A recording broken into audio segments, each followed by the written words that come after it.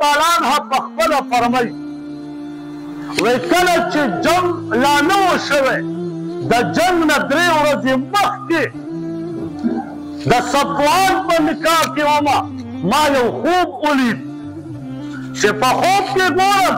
د مدینې مبارکې نه یو سپوږمۍ راوچته شي او هغه سپوږمۍ راشي زما په غېږ کې ماله پرېوځي وایي چې سحر راپاڅېدم دا خوب مې